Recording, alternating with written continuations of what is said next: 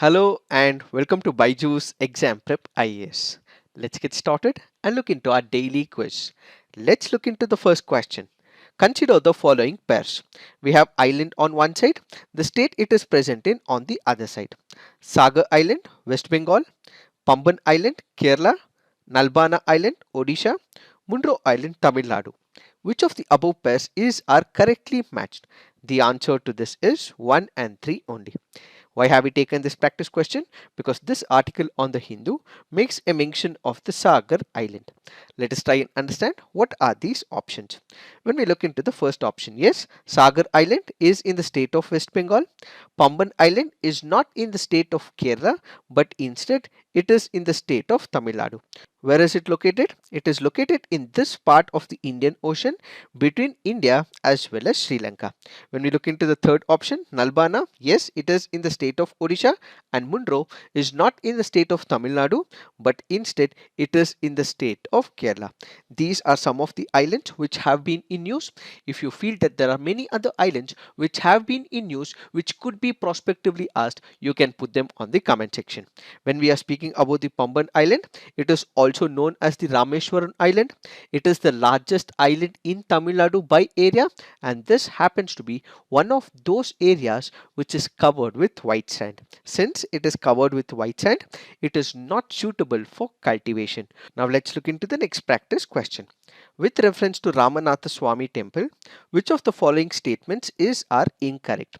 It is a temple dedicated to Lord Vishnu. It is built in Dravidian style and was constructed during the Vijayanagara period. Its Gopuram is the biggest Gopuram in India. Which of the statements are incorrect? Since it is asking for the incorrect statement, the answer to this is 1, 2 and 3. Why have we taken this practice question? Because this article on the Hindu makes a mention of Sri Ramanathaswamy Temple. When we are speaking about Sri Ramanathaswamy Temple, where is it located? It is located in the state of Tamil Nadu. This is dedicated not to Lord Vishnu, but instead it is to Lord Shiva. So this happens to be a Lord Shiva temple. Yes, it is built in Dravidian style of architecture, but this was not during the Vijayanagara period. The creators were Pandyas and the Jaffna kings. It is also one of the temples which belongs to the Jyotirlinga temples. And where is it present? It is present in the state of Tamil Nadu.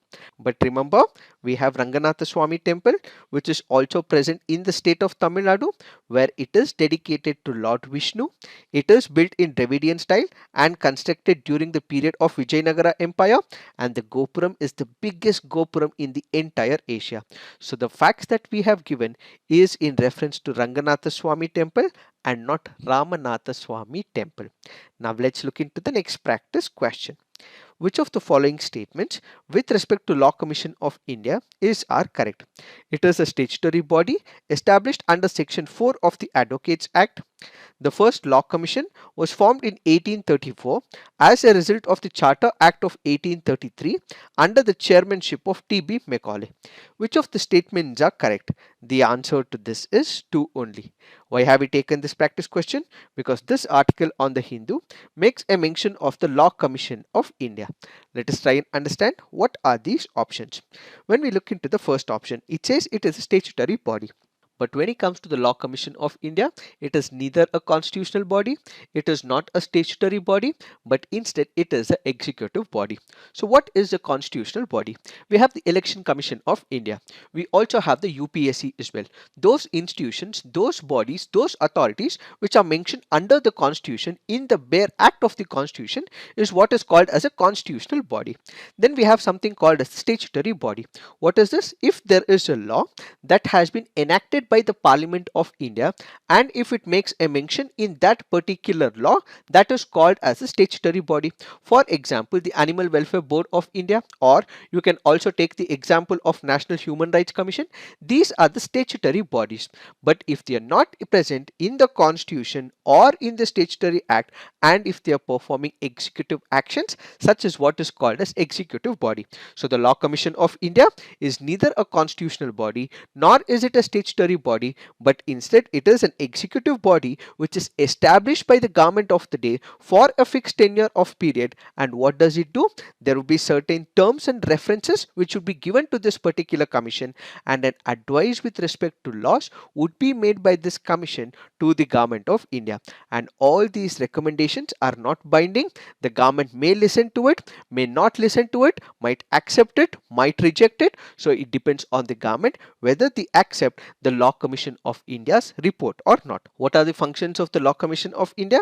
It will repeal or review the obsolete laws, studies laws that affect the poor, and also conducts post analysis of socio-economic laws, recommend the enactment of new laws that may be needed to implement the directive principles of the state policy and to achieve the objectives of the constitution as formulated in the preamble, give its views on any matter connected with law and judicial administration that could be referred to it by the law ministry, consider requests for providing research to foreign countries as well if it is referred to it by the government, studying the existing laws concerning gender equality, giving recommendations. In the present situation, we have the Law Commission of India which is reviewing about Uniform Civil Code. So the government is waiting for the report from the Law Commission of India to understand what are the recommendations of the Law Commission of India.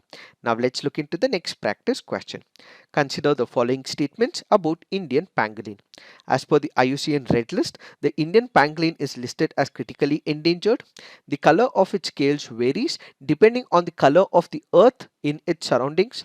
It is nocturnal and rests in deep burrows during the day. Which of the above statements are correct? The answer to this is 2 and 3 only. Why have we taken this practice question? Because this article on the Hindu makes a mention of the pangolin scales. If we look into the first option, as per the IUCN Red List, the Indian pangolin is listed as critically endangered. This is a wrong statement. Why? That is because when you look into the IUCN Red List of Indian pangolin, it is not critically endangered, but instead it is endangered. Remember, when it comes to the IUCN Red List, you would have different newspapers giving the IUCN Red List. You might also refer Wikipedia as well, which might also give you the IUCN Red List of that particular species. But I would request you to always refer IUCN Red List website to find the authenticate information of the IUCN status. Why? That is because you might have the updated version on this particular website which might not be present on Wikipedia or in fact by some of the newspapers as well. So the IUCN status of Indian pangolin is endangered. The other two statements are right. The color of its scales varies depending on the color of the earth in its surroundings, and this species is nocturnal and rests in deep burrows during the day. What are the unique features of this particular species? It has what is called as the overlapping scales. You see from this image, it has what is called as the scales.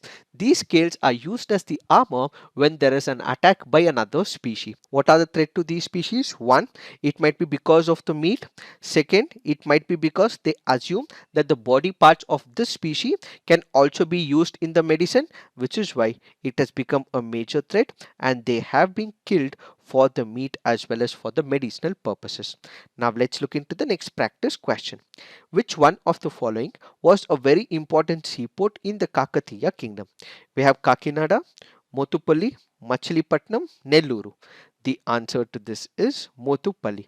So one of the important seaports in the Kakatiya kingdom happens to be Motupalli. This is a famous port of the Kakatiyas, and this happens to be a previous year question from the year 2017. Now let's look into the fact of the day. The fact of the day for today's discussion is phishing. Let us try and understand what is the concept of phishing. This can be important when it comes to GS paper 3 security related issue. What is this phishing all about? Let's assume for a moment you have got an email from Facebook or email from Google, or it can be from the company that you are working in or from the institute that you are studying in. This is not a legitimate email. This looks entirely like a legitimate email, but what is happening? There is someone else sending this email masquerading as a legitimate one, but unfortunately this is not a legitimate email, but this happens to be a phishing email.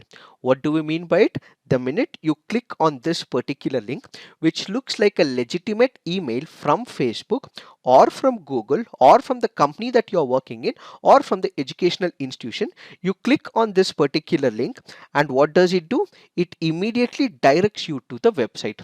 The website and its layout looks entirely or very similar or almost similar to the original website. So what do? You go, you give this particular information, you give in the username, you also give the password as well. So the minute you give your username and password, the person behind the screen, that is the hacker, takes this information, which is called as phishing. Let me give you an example as what has happened in the present situation.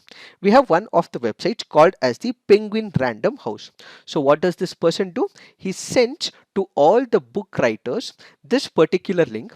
The book writers click this particular link, and what do? They go to this particular website and give all the information about the username and the password. What is happening here? There is a person who has sent an email. So the email or the website extension is such that it looks very similar. So what is the original website name? It is penguinrandomhouse.com. But what is the masqueraded name or the name which he sent? It is penguinrandomhouse.com. So it looks very similar, but someone is actually looking for the information so that they can access your personal information. So this access to the personal information in an indirect way is what is called as phishing. So when it comes to phishing, what happens? There is a particular person who redirects you to a bogus page. It appears exactly like the real page where both the new and the existing passwords are requested. The attacker who is monitoring that particular page or the website hijacks the original password to gain access to the original website. So you might give your information assuming that it is a legitimate website, but that is not. So he takes away your credentials and then logs on to the original website. So through this particular process, he would be able to get your username and password, and he would be able to make some profits as well. What are the types of phishing? Phishing can be random, it can be sent to any individual, but there are also specific phishings as well. This includes what is called as the spear phishing. We have another phishing type called as the whaling attack. What is the difference between spear phishing and the whaling attack? When it comes to the spear phishing, what happens? Specific individuals are selected. When it comes to the whaling attack, it is also called as the CEO fraud, where it is sent to the higher management. So if it is sent to the higher management like the CEO, the CFO, the COO, it is called as whaling phishing. If it is to a specific people in an organization, it is called as spear phishing. How do we prevent phishing? Basically, we have to be really vigilant. So what is happening in this particular case? The website name looks very similar, but what is happening? There is RN, there is M here. So the person might be very intelligent. He might have a similar name, but there will be a mistake in the website's name. So identifying it, staying vigilant is the first way of preventing phishing. The second way of preventing phishing is what is called as two-factor authentication, where the minute you give your username and password, it should also redirect you and give you the OTP, which is nothing but two-factor authentication. One by the username and password, the second is by the OTP. The third way of preventing phishing is educational campaign, which can also diminish the threat of phishing attacks by enforcing practices such as not clicking the external email links. It is this that we have to understand in reference to phishing. So this is it for today. Thank you for watching. All the best.